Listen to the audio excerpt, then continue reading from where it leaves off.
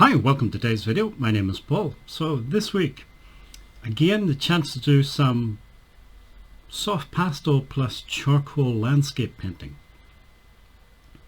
Similar to last week, similar to a few recent weeks. And it's the same materials again. So it's Schmincke soft pastels, or Schmincke is just the name of the company that makes them. And I could be mispronouncing that. It's a German company. I don't speak a word of German, so but it's something like that. The compressed charcoal, which you can see me using at the moment, is Derwent XL charcoal blocks. And then the paper is by Strathmore. So Strathmore make lots of different types of paper. This particular type of paper is a toned drawing paper, and it comes in two different colors, grey and tan, and the one I'm using is the tan paper. This video, again, I'm not specifically talking about this painting. I'm going to talk about something that is art related, but it's more general than just this painting. The painting is something to watch while you listen, if you like. So if you follow, I should also say that this video, it kind of has a point. There is a takeaway from the video, I think, a destination, if you like, but whether or not I ever reach the destination is, I'm not sure, and I'm certainly not taking a direct route to the destination. It's going to be a scenic journey, an indirect journey to the destination. I've noticed, so if you make YouTube videos, YouTube provides you with some analytics data, some metrics. One of them is to do with how many people actually make it to the end of the video. What percentage of viewers make it to the end. And I've found that with my videos, you could roughly divide the viewers into three groups. They're roughly equal size groups. So about a third of the viewers, well, let's call them group one, they're already gone. Most of group one don't make it past the 30-second mark. Maybe they don't like my voice or something, who knows, but anyway, they're gone by 30 seconds. Group two is interesting. They watch almost exactly 50% of the video. And what's interesting is it doesn't really matter if the video is 3 minutes long or 45 minutes long. They watch, give or take, about 50% of the video every time. And then group three, those are the people who watch the video from the beginning right through to the end. The point of this is, I think this style of video that I do, if anybody is going to get anything from the videos,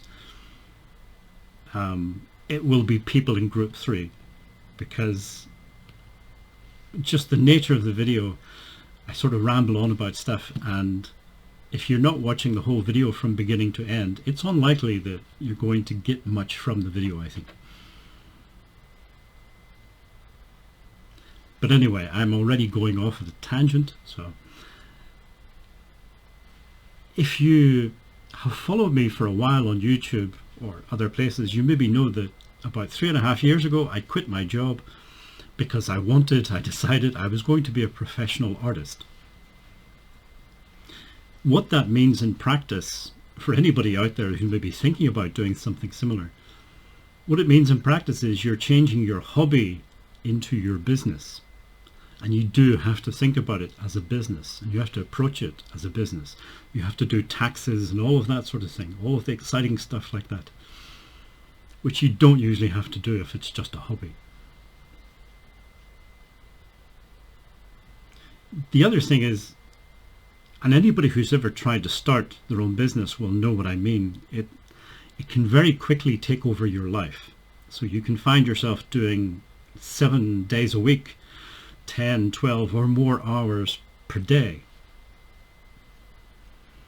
And there's good and bad sides to that.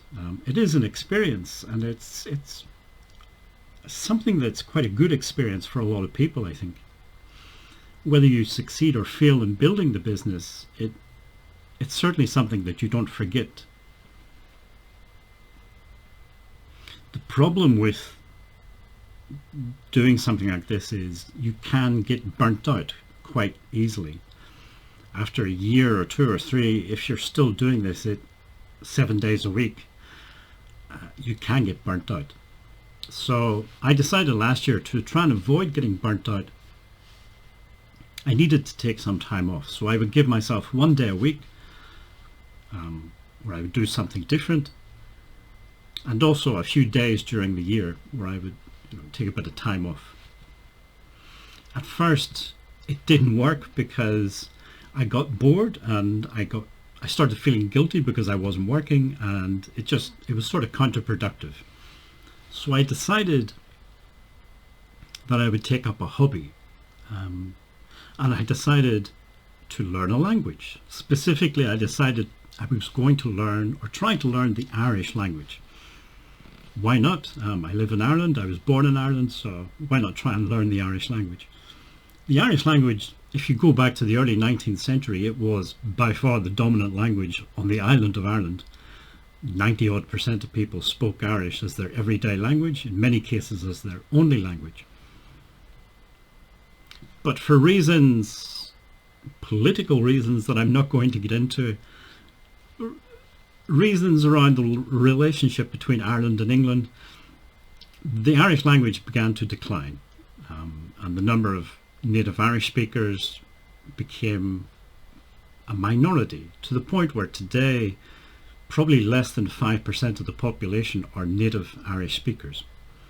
There are more native Chinese speakers in Ireland than there are native Irish speakers. There are more native Polish speakers in Ireland than there are native Irish speakers. But anyway, I decided I would try and do my little bit to try and help keep the language from becoming extinct. And I would try and learn it, and it would give me something to do on my days off. So the point, sort of getting closer to the point of the video, I started watching different videos, YouTube videos on how to learn the Irish language. Things like pronunciation and grammar and so on. Pronunciation is tricky in the Irish language. So the Irish language, like other European languages, of course, has vowels and consonants. One of the things that makes Irish a little bit different from many other languages is the consonants. Each consonant, for example, represented by for example, the letter B. There's 2 different versions of how the letter B is pronounced in Irish. One is called broad and one is called slender. And then there are all kinds of grammatical rules about which version you should use. And it makes it quite complicated. And when you're a beginner, when you're trying to learn it, it can quickly become overwhelming, and you can decide, well, maybe I could learn Spanish or something instead. And the point, I think I'm getting closer to the point now. The point is, it can be the same in any sort of skill. So for example, with art, it can be very, very overwhelming at the beginning. Where do you begin? I always think of art as making a painting is kind of a series of choices that you have to make. So for example, I said this Strathmore paper, you can get it in grey or you can get it in tan. So the first decision I have to make is, well, which one should I use? And then the paper is rectangular, so should I do my landscape in landscape format or should I do it in portrait format? What's the difference? When you start making marks on the paper, the first mark I usually make is the horizon line. And that's a big decision, because then you're deciding, am I going to focus on the land? Am I going to focus on the sky? This is going to have a huge effect on the final look of the final painting. So there's all these decisions that you have to make, and there's many, many, many decisions. And as I say, it can be overwhelming. And getting back to the language thing, there was one video that I watched, there was a guy, very intelligent guy, very knowledgeable about the Irish language and about these, how to pronounce these consonants. But his explanation was so complicated and so intricate that, again, it put me off because it just seemed too complicated. As a beginner, I felt that there's no way I'm ever going to be able to understand or use all of these, especially in a language you have to use it on the fly kind of thing in a conversation. There's just no way it would work. And it's not just a sort of accent related thing, it is a phonological thing. So the way you pronounce the letter B can distinguish between two completely different words. And the same with the letter L or the letter F or so on. It can be completely different words. So you can't just ignore it. And again, it's the same in art. You watch some of these videos on YouTube and things, and they make it all seem so complicated. So you end up in a position where sometimes you maybe think, maybe I should just get a different hobby or something. This all seems a bit too complicated. The thing, getting back to art, so I think the point I wanted to make was the people who try to overcomplicate things, they may be doing it for the right reasons. Maybe like the guy who is passionate and very informed and very knowledgeable about the Irish language. He wanted to keep the Irish language as it used to be, at the pure form of the language. On the other hand, because his explanation was so complex and so intricate, it probably puts off a lot of people. And as a result, you know, instead of having 1,000 new Irish language speakers who, okay, are not native speakers and probably don't pronounce things exactly the way they should be pronounced, but at least they're trying to keep the language alive in some form. The alternative is that you have a handful of purists who worry about these little details, and as a result, possibly the language becomes extinct. The same thing with art. You know, don't get too caught up in these people who are giving highly complex, intricate explanations of what you should be doing. Art isn't like that, I don't think. Or at least it doesn't have to be, and you don't have to go down that route. You can... I think art is about exploring yourself, exploring your own creativity. It's an adventure. And putting the emphasis on that, rather than putting the emphasis on all the technical stuff, might make art a little less intimidating at the beginning, maybe. Anyway, I think that's the point I was trying to make. I think we've arrived at the destination. Don't be put off by the very intelligent people who are pushing the sort of very technical stuff. They may have good intentions, but their message can be very intimidating and can put many of us off even getting started.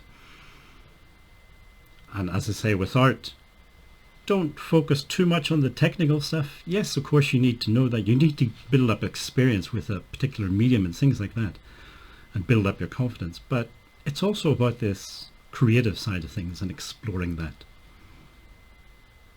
Anyway, there we are. We're at the destination, I think, if it makes any sense. If you made it this far, you're in group 3. Thank you for being in group 3. I'm glad that there are people in group 3 who watch the whole video. Thank you for making it this far. Thank you for listening, and hopefully see you in next week's video.